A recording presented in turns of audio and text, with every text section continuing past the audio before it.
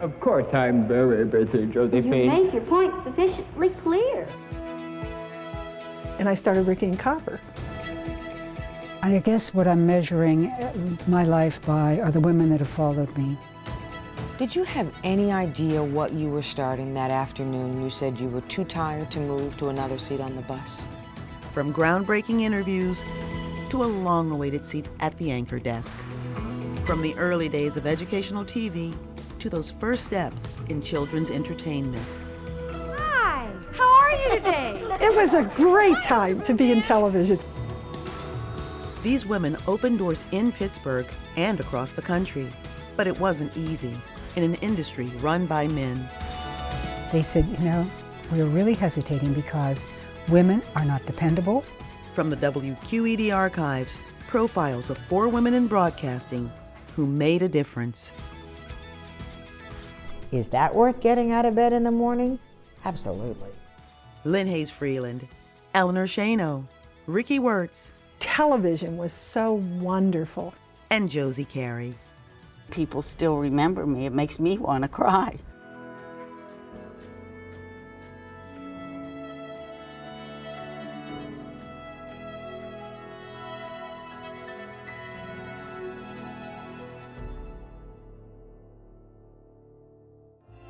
Once upon a time, a young woman with a lot of big dreams met a young public television station with a lot of big dreams. Why, hi, how do you do? Why, hi, I'm Josie. Why, hi, how do you do? The young woman was Josie Carey. The young public television station was WQED. And the result of this happy union was the Children's Corner, one of the very first programs on our air. Who are you? I'm Ticker, the magic elf.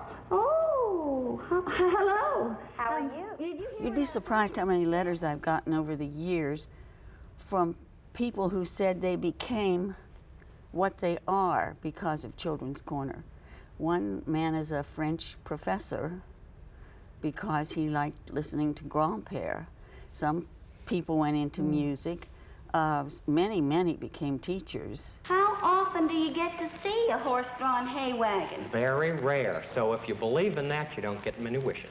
No, I guess not. Each person was doing a million There were things. 2 of us doing it all, actually, Fred and I. That's Fred, as in Fred Rogers. Josie struck up a conversation with Fred when she arrived at WQED and says the 2 of them just clicked. Josie says some of her favorite parts of the Children's Corner were the skits she and Fred improvised. Please, Josephine, this bothers me. Thank you. You don't like to do this? No, thank you very much. We talked. He would try to make me laugh.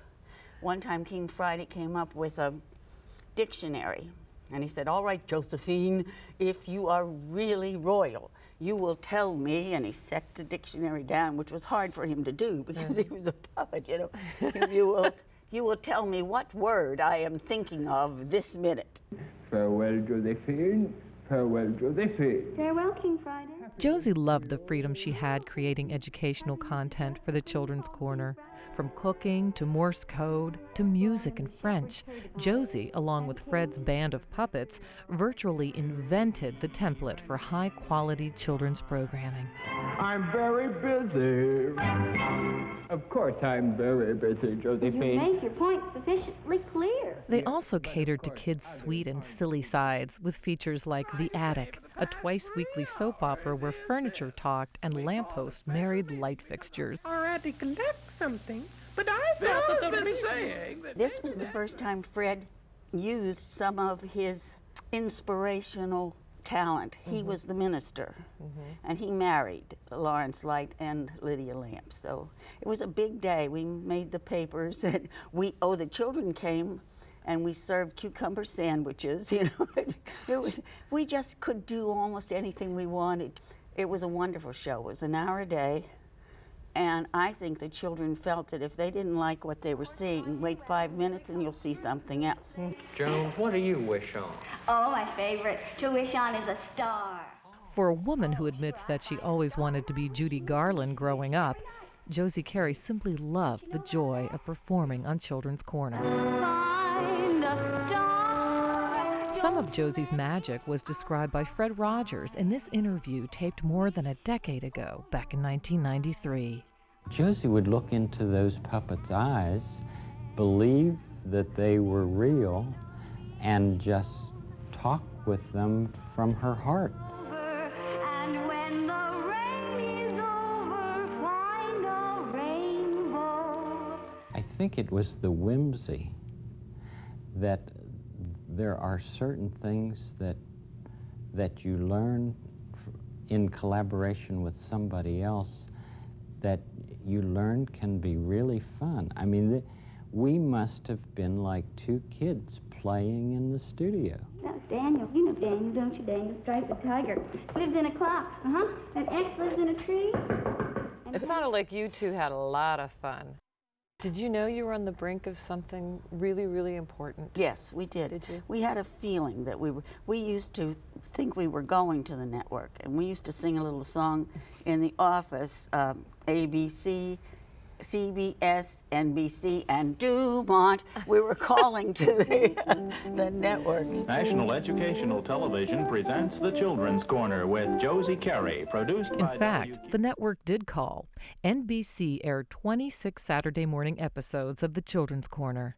It was probably the best use of television, the way television we thought was supposed to be.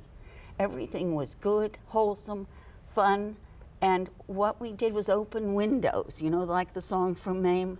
We introduced the child to what could be. After the Children's Corner, Josie moved to South Carolina to work on a children's program called WIIC. It was in South Carolina that she met another hometown boy, Pittsburgh's history series producer, Rick Seaback. Rick was just starting his career at the time, and he asked Josie to hire him as an intern. She's such a master of live television.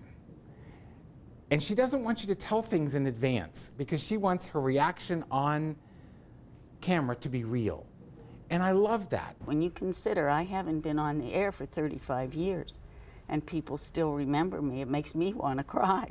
How do you do? Why, hi, I'm Josie. Why, hi, how do you do? Actually, Josie Carey was on WQED again, back on October 12, 1993, when former Mayor Sophie Masloff made a very special proclamation. And today, it is my pleasure to salute her for her outstanding contributions to public television and to our community by proclaiming this day as Josie Carey Day in the city of Pittsburgh. And so thanks, Josie. And as part of that special celebration, WQED reunited Josie with a very special friend and the magical puppeteer behind him. Oh, Josie! Hi, Daniel. How are you? I really admire her love of acting and talking with puppets and being herself. I like you, I-L-I-K-E-Y-O-U. I like you, yes I do. I like you, Y-O-U. I like you as you are.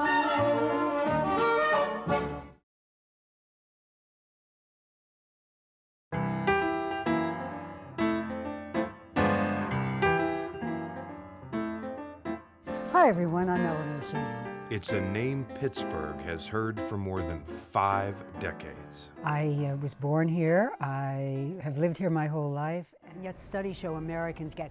And Eleanor Schano is one of the few people still on Pittsburgh television who actually remembers when it first came to town.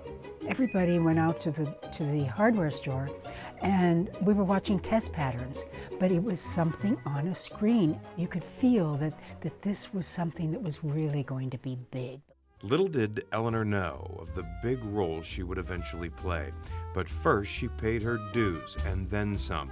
Eleanor's TV debut came in 1951 as a model in commercials on WQED-TV, which later became KDKA. Commercials led to doing the weather. At one point, she had to wear a negligee while giving the bedtime forecast. Then came Gateway to Glamour. A lovelier face, a more attractive figure, an insight to fashion. All are yours for the asking I literally ad-libbed a 15-minute show. Very few women have perfect legs. Most women complain that their legs are too heavy, that they're too thin. The show was sold for syndication and seen in more than 250 television markets. Then, in 1959, Eleanor left KDKA for a new station in town, WTAE. She still remembers the job interview. They said, you know, we're really hesitating because women are not dependable, and furthermore, they're sometimes not as responsible as men, and they get pregnant. But Eleanor's career took off at WTAE, where she became the first female general assignment reporter in Pittsburgh. Her first assignments, features. Her personal goal, hard news, showing the all-male newsroom she could cover it just like they could. You had to come back with a better story than anybody else. If they were doing 2 stories, you had to do 3. And that was that way for many, many years. Eleanor proved herself not only in the field, but later behind the anchor desk at WIIC, now WPXI. There she became the first solo female anchor in Pittsburgh. Her career continued through the years, back at KDKA again as an anchor and reporter, the host of Good Day Pittsburgh on WPGH, host and reporter at KQV Radio. In the 90s, she started a long run at WQED-TV, hosting a show called Age-Wise. It really reminded seniors about their relevance in our community, and it encouraged them to embrace growing older. As Eleanor has said, it's tough to grow up in front of a TV camera, but it's even tougher to grow old in front of it.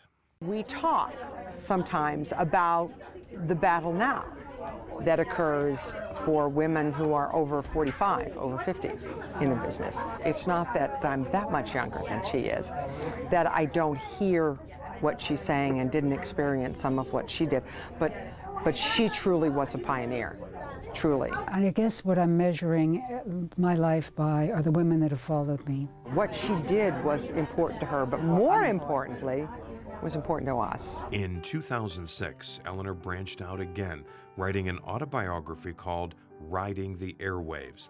The book recalled more than 50 years in front of the camera. I can't believe this. But that life story didn't mark the end of her career, only another page. Up now, Live Well, Live Long with Eleanor Schano, presented by... In 2008, she launched Live Well, Live Long with Eleanor Schano on WTAE-TV, serving as host and executive producer. Okay, here's the trout. What do I do when I get it It wasn't home? just a job, it's a passion. And that's the way she really deals with everything in life. And here was the genie everyone dreamed of. Well, actually, her name, Eleanor Schano. Eleanor Schano, a woman whose career helped to shape Pittsburgh broadcasting, paving the way for women while humbly changing history. My whole career was kind of serendipitous. I'm terribly blessed to have been in this broadcast industry for so long. And don't ever ask me if I'm going to retire.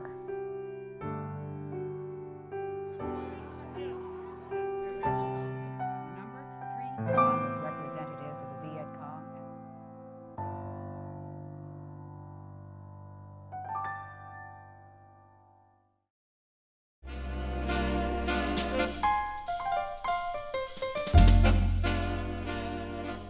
She's one of Pittsburgh's pioneer TV broadcasters.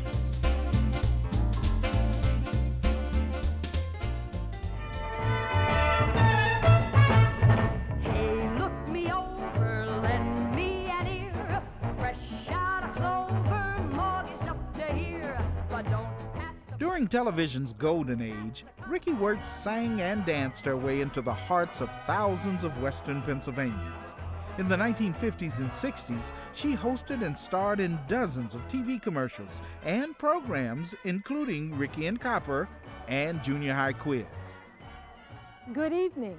I'm Ricki Wertz, and tonight we go back to earlier days in Pittsburgh television, back when KDKA and WTAE had slightly different logos. Ricki spent more than 40 years in TV, not just as an on-air talent, but also behind the scenes, creating groundbreaking documentaries like The Chemical People, which explored the ever-growing problem of drug and alcohol abuse among teenagers. This is one of our prize specimens. We lost one limb from the snow and ice, but it's called a Cyadopodus. But these days, Ricki's life is far away from the world of cameras and hard-hitting documentaries. A few years ago, she retired from WQED, and now she spends most of her time with husband Tom Borden, another veteran of Golden Era TV. The Sealy Time Weather Girl? How did you get into that? Remember that? No, but I read a lot. Lingerie and be the sexy Sealy weather girl by night.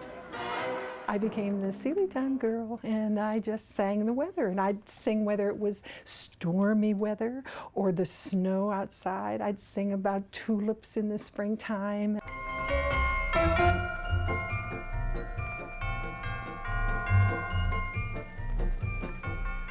But it wasn't long before Ricki, the Sealy weather girl, was hosting an entirely different kind of program. Hi, how are you today? It was a great time to be in television. And then I was doing that in the 11 o'clock news, and I started Ricki and Copper. So I was two different people. I was for Daddy and Mommy at night, and then I was for the kids in the morning with my dog. I'm sorry, Copper, but he does have prettier hair than you. Copper gets... Ricki and Copper led Children Over the Bridge for 9 years, during which time Ricki interviewed some 14,000 children. Yeah. Boy, you look so sharp with your sport coat and all. Tell everybody your name. Patrick O'Donnell. Are you Irish? Boy, I never would have guessed it, old Patrick O'Donnell. And how old are you? In the 1970s, Ricki moved from children's programming to programming for older kids. She and director husband Tom Borden put together one of the longest-running programs ever on local TV, Junior High Quiz. We signed it on as a public service show, and the first show we did, Pittsburgh National Bank called up and said, we want to underwrite it. And I suddenly became underwritten for 17 years with the bank. It was the most wonderful, and you talk about being blessed. And Ricki does feel blessed in so many ways. Blessed to have had so many fruitful years in television, and blessed to have been able to create documentaries like The Chemical People, which grew out of her graduate thesis paper, and which resulted in the formation of dozens of special task forces. Did you ever know that so many individuals could meet, come up with those task force, all with different ideas of how to deal with the problem of adolescent teen drug abuse, and then when the First Lady got involved with it, it exploded and went nationwide? Well, that's because people are altruistic. They will work on something when given the specific task within their time frame and their ability to do it. They will. They want to. They get great satisfaction from it. But our society doesn't encourage that. And that's where the television was so wonderful. And that was public television. That's where it belonged. And so we began outreach in public television. And it was wonderful. Exciting times. Times all shared with her husband, Tom, and their two children, Kristen and Thomas Glenn. How did this thing with Tom come about? You must have been attractive to a whole lot of people out there. I kind of didn't really do anything with him until one Easter I could never go home. I had to stay here at school and stuff. I was still in school. And he picked me up to take me to a party, and when he brought me home, he kissed me, and I went up to my roommate and said, I met the man I'm going to marry. I had to, get her permission from her mother. Because she was 19 years old, which I tended to forget because she was very mature for her age. She was very talented. When I retired, Tom said, what are we going to do now? Because he suddenly had me home. And he was home 5 years without me home. I said, we're going to take oil painting lessons. I've always wanted to do oil painting, and you're going to come with me. So I dragged him. He said, okay, I'll give you 4 lessons, and that's it. He was hooked after the second lesson. He loves, like you, airplanes, and he just does all the airplanes from his past. I like to do animals and some landscapes, and I've just started portraits. So we have a great joy painting together. Evergreen, you think would be more prickly. Prickly, yes. And it's not. And it's at just all. like During the warm days of spring and summer, you'll also find the couple in the garden of their home in North Huntington, Westmoreland County. That's your property all the way down past the tree line. Right. Looks like you got places to sit all along here, too. Gotta have a sit-up-on. A sit-up-on, is that what you call it? My wife has to have a sit-up-on in every location. Well, if I'm going to work, at every level. I have to rest. And as summer approaches, Ricki and Tom prepare for another growing season. Planting, they say, makes them happy. I'm not letting a day pass that I don't enjoy every minute of every day, because I may not get another one. And you begin to realize that. You're at that point in your life. So don't put off tomorrow what you would like to do today. Do it. Have fun. Laugh. Embrace people. He does hug good.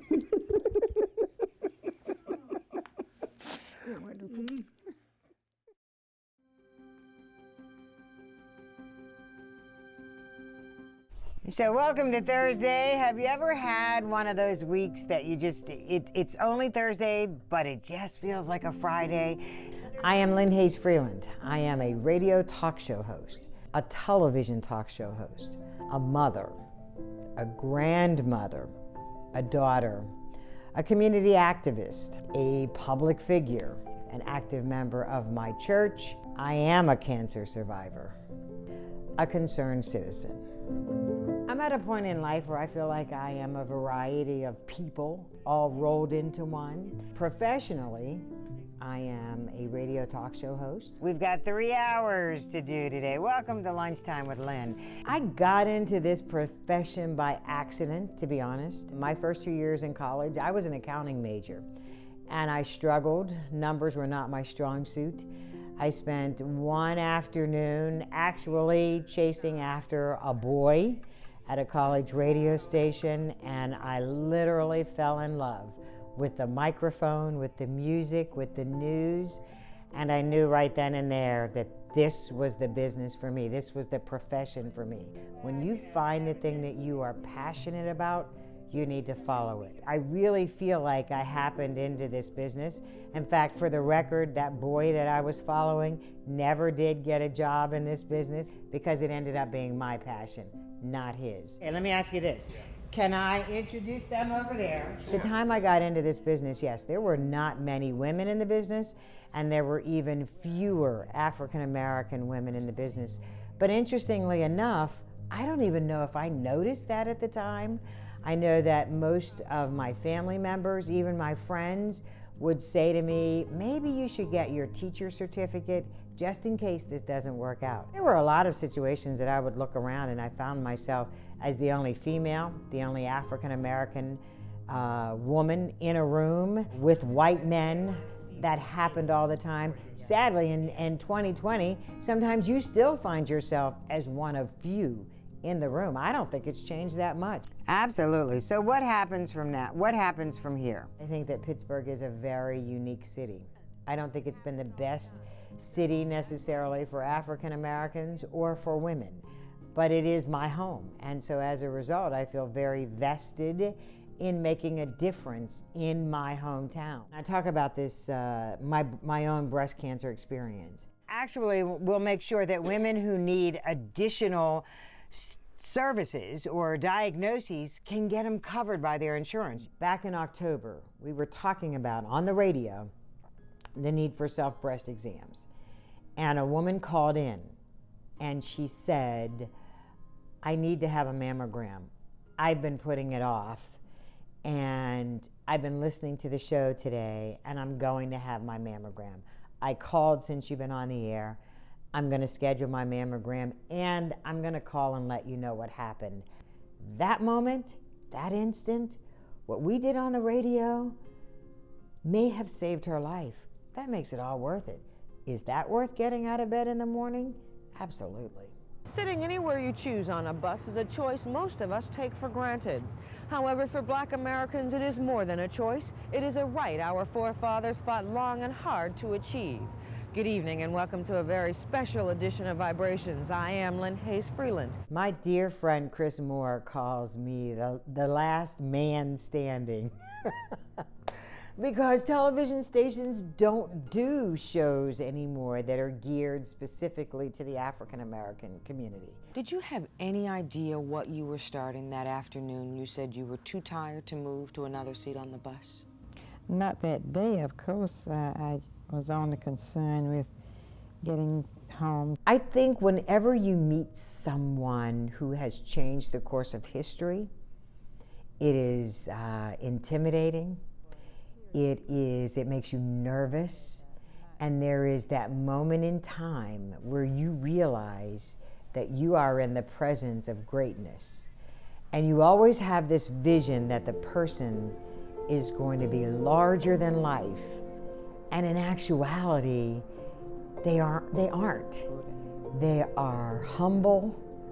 They are, in her case, very soft-spoken. I felt that way about Nelson Mandela. Sometimes it was the greatest people that were the quietest, softest, most gentle people. 650 miles away sits Mother Emanuel AME Church, a congregation that knows firsthand how it feels to have hate enter a religious space. The South Carolina trip actually just kind of came about because a friend of a friend called me and said, hey, I'm involved with this group. We're going to go to Charleston with some folks from Tree of Life. Are you interested in going? These Pittsburghers found their way through Charleston in search of answers and in hopes of finding some form of peace. The stories that we did down there, probably among the most emotional stories that I've ever been a part of.